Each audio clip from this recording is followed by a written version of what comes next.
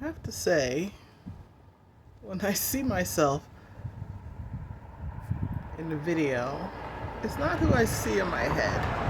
There's been a movement ahead of time and probably trauma in the last few years where my face is moved ahead of where my brain is or where I think I am. I was taking a picture of myself working on some filming stuff. And I was like, is that what people see when they look at me? Like when I'm talking, I make a lot of sense. I'm bright and intelligent. My voice doesn't sound old to me, but maybe it does. I don't know. In my ear right now, it doesn't sound old. Um, I don't even mind all this salt and pepper. It doesn't even bother me. But like these lines or these things, I'm like, oh my god, is that on my face? Whoa. Anyway, nonetheless, my heart is youthful. I don't even know if youthful is a goal. My heart is fresh, and it's funny. I think the whole point of my wanting to be on video again partly has to do with my heart because just the last couple of months I've moved into a pursuit of heart opening. I made a vision board maybe 3 or 4 months ago where I said I had a picture of a heart with a key and I was like unlocked heart because I had so much heartbreak, which I didn't really realize, I didn't really categorize as heartbreak, but I had so much heartbreak that was had shut me off and shut me down. So who am I? Elisa Gardenhire, formerly known as Dr. Elisa. I guess I still am, but I don't really not really feeling Dr. Elisa much nowadays. 54, mother of an 18-year-old, live in Michigan. Out behind this camera is a Cass Lake, which we live on a lake. It's beautiful.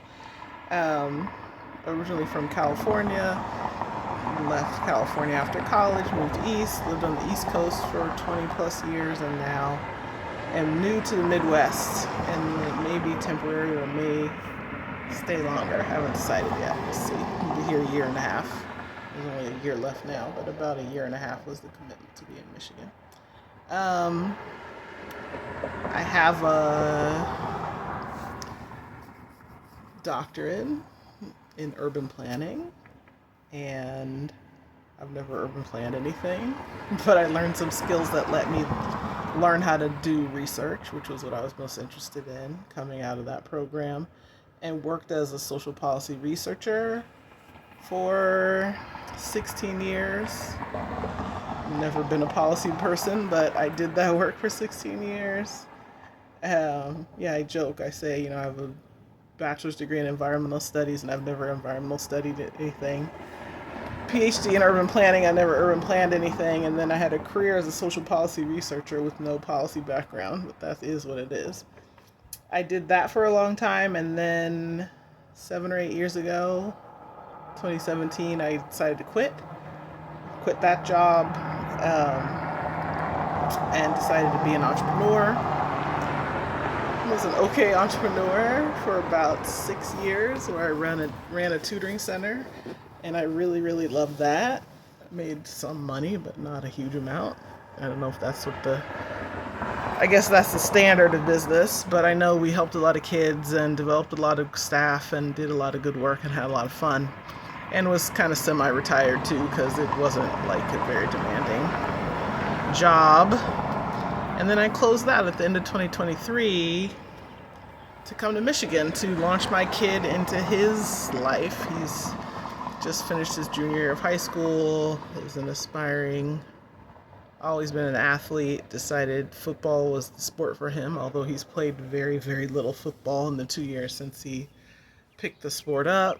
His first year he just was new and they didn't play him much. And his second year he hurt his knee right before the season started, and then just didn't get integrated in. Anyway, so Michigan offered us an opportunity, and so we moved here for him, and knock wood, that's going to work to launch him into college and do that so it doesn't cost me anything to send him there, which would be nice, and get him to have the life he wants.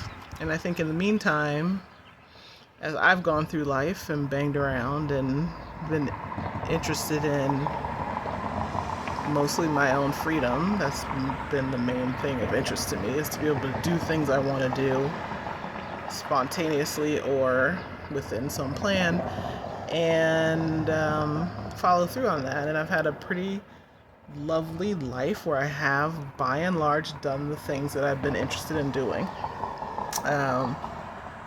Pandemic years were tough for a number of reasons. The pandemic was the least of the problem, but I had a very tough 3 years, and when I'm talking about my face not seeming the same, I feel like a lot of that, what I see on my face came out of that period. And maybe some of these gray hairs, but those are just also part of what happens when you start to oxidize, or continue to oxidize as a human. Then, so here I am in Michigan, and I came, we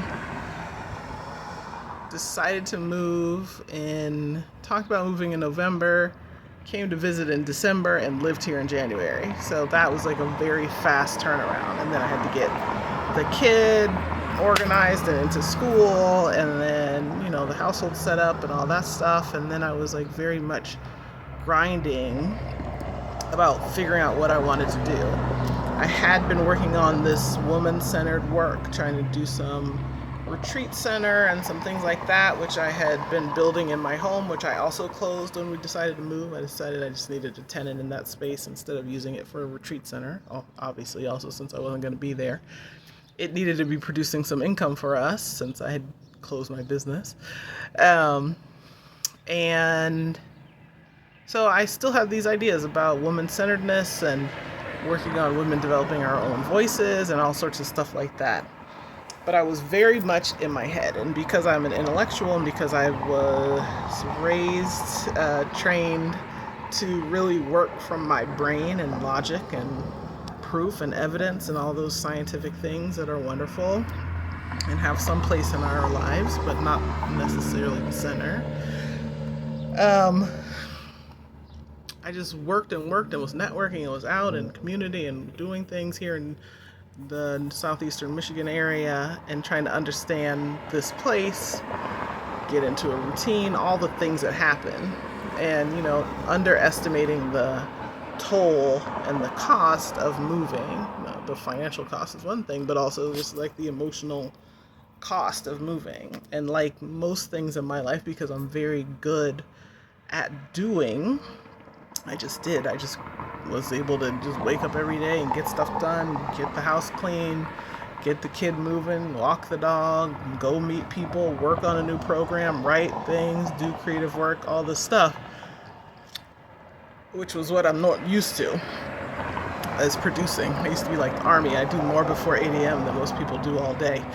It was kind of my way of being for a long, long time, and it was satisfying because I like doing things. I like working. I like creating. I like doing that stuff. But I also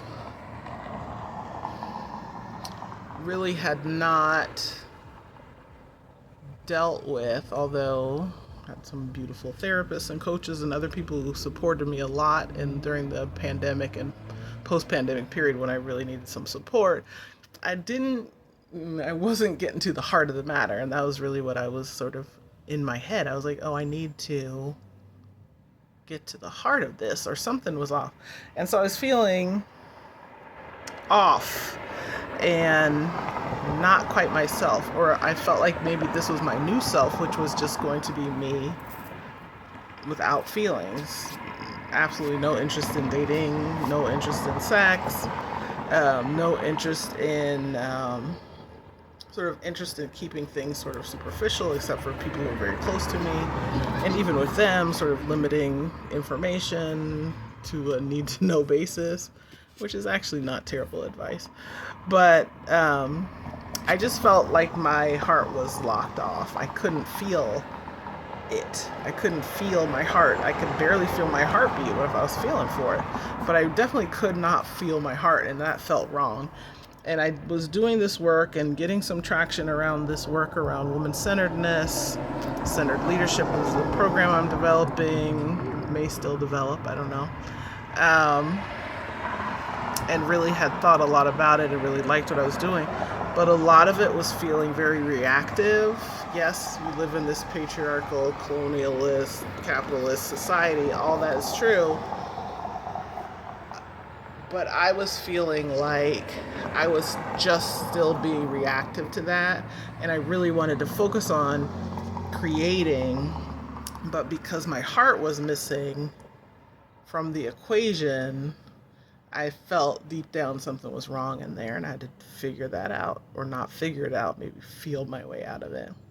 So I actually went to this woman who's a body worker here in Michigan. She does sort of somatics, but she's also a nurse practitioner.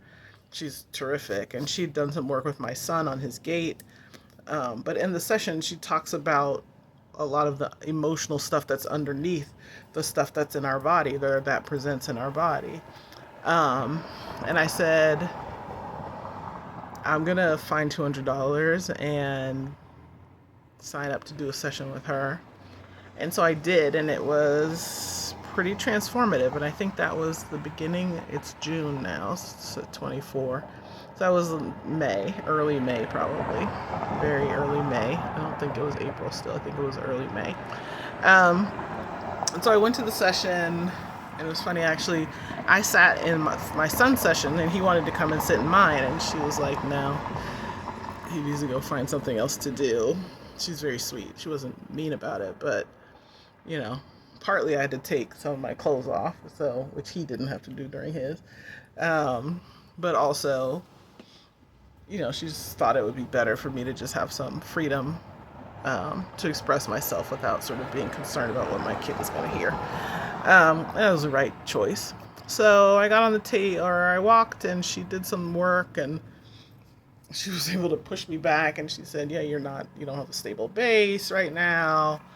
And then she was feeling around, and she's like, yeah, you have a lot of heartbreak. She's like, what's that? You have a lot of heartbreak. And I was like, yeah, pretty accurate.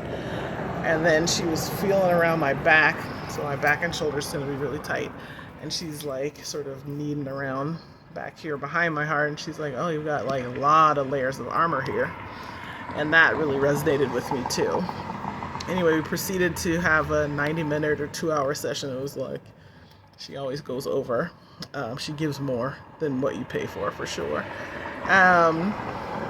And I just expressed a lot of sort of pent up stuff sort of as she worked, like on my back, behind my heart, through those layers of armor, trying to loosen those up for me.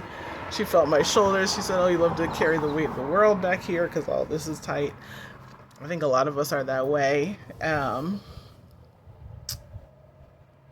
I just really, it resonated with me how much my motivation for going, which was to like rediscover my heart, to feel safe enough to open that, really came out in the session. At one point, this is wild, like I'm friends with my ex-husband now, but we spent a lot of time, I spent a lot of time beefing. He doesn't really beef with me. That's not his personality. But I spent a lot of time being angry, and I definitely would never have told a love story about us. And she's working on my back, and I started crying, and I said, I really, really love my husband. I really love him. I really loved him. And that was I shocked myself when I said that. And so I knew she was getting somewhere with her work on my body and my work by sort of expressing what was hidden even to me. I'm not getting back together with my ex-husband, even though he suggested sometimes. But it made me feel how important my heart was to me and how I wanted to work on getting it back. And also, I think it revealed to me how tired I was. I'd done a lot. moving her whole household halfway across the country, closing businesses, finding people to rent my properties, working on stuff, trying to build networks here, taking care of my kid, taking care of myself, just a silly little dog, all the little stuff. Like, there was a lot of stuff. My mom's on the other side of the country, making sure she's okay, family and friends, and all the stuff that we do in life. I was doing all of it. And one thing she said to me during the session, and she's not the first person to say this, is you're very good at doing, but you need to learn to be. And so I said, okay, I'm gonna stop for a month. I'm gonna stop. I can take a month's vacation. I have enough money to do it. I'll be okay. I can figure it out how to stop for a minute. And I literally, for the rest of the month, actively didn't do anything. Like, I just, I took care of myself and my family, like cooking, keep the house clean or whatever, put gas in the car, take a shower, but I slept a lot. And I listened to a lot of audiobooks.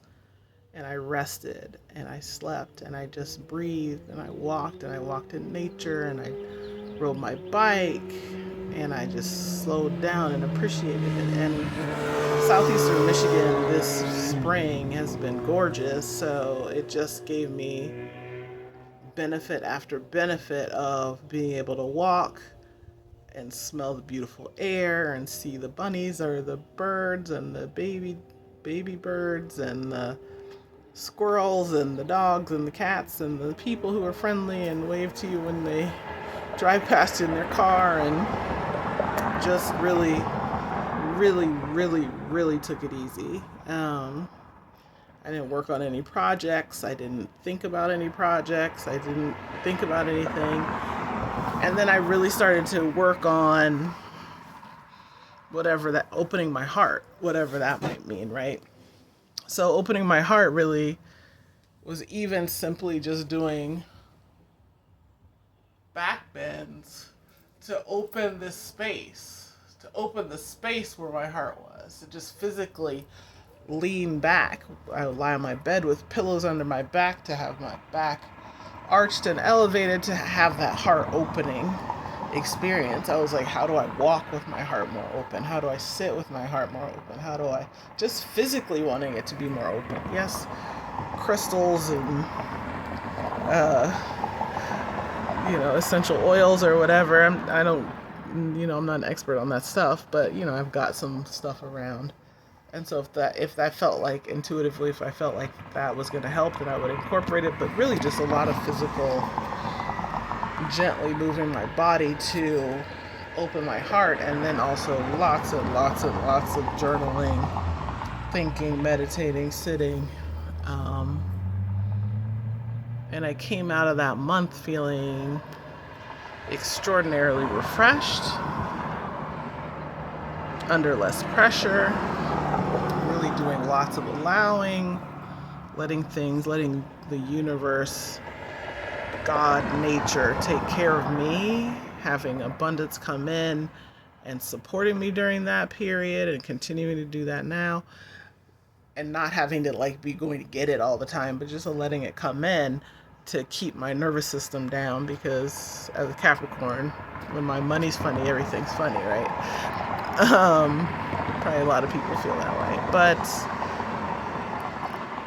I really needed that time, and I really opened and regained a feeling of my heart.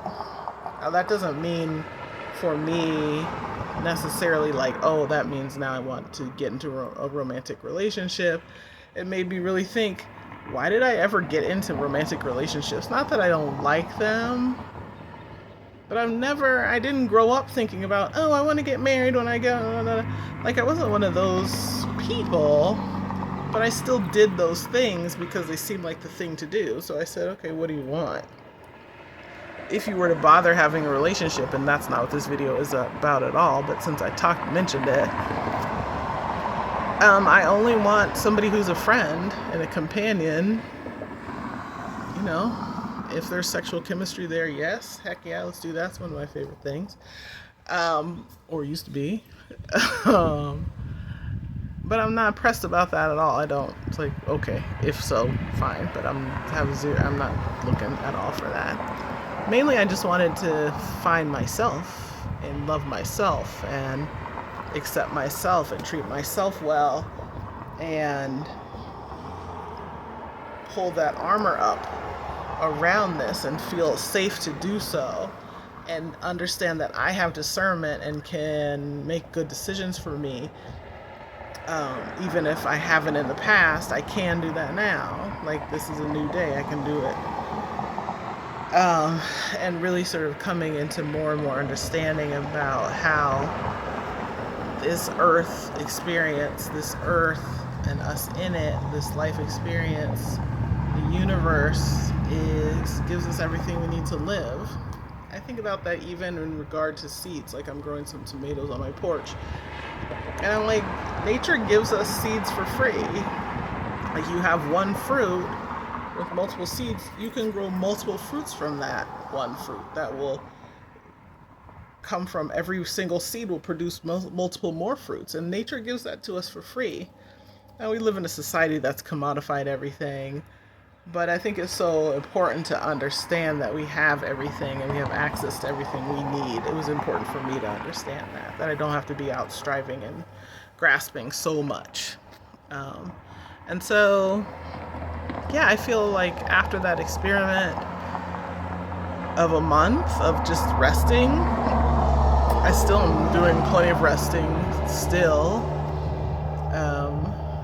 I go to a Unitarian church here, and when I first came, I was talking about jobs and all this stuff, and a woman who I'm friendly with there was sitting in front of me. She turned around, she said, "Are you working yet?" I said, "No," and I felt really comfortable with that because I'm not, and I feel like when the right thing comes, the right thing will come. And actually, I decided to train to learn Reiki, and so I have a class coming up in a couple weeks. I'm super excited about that, but I think that's going to be a big part of my next journey about energy and energy work, and understanding how performing Reiki on yourself probably is the most important thing to do, but also being able to provide that to others who need it. So I'm super excited about that, and I feel like that's very aligned with both the work I was doing and I'm interested in doing with women, but with all people of all genders now, and then really lined up with sort of the heart-centered work that I was also,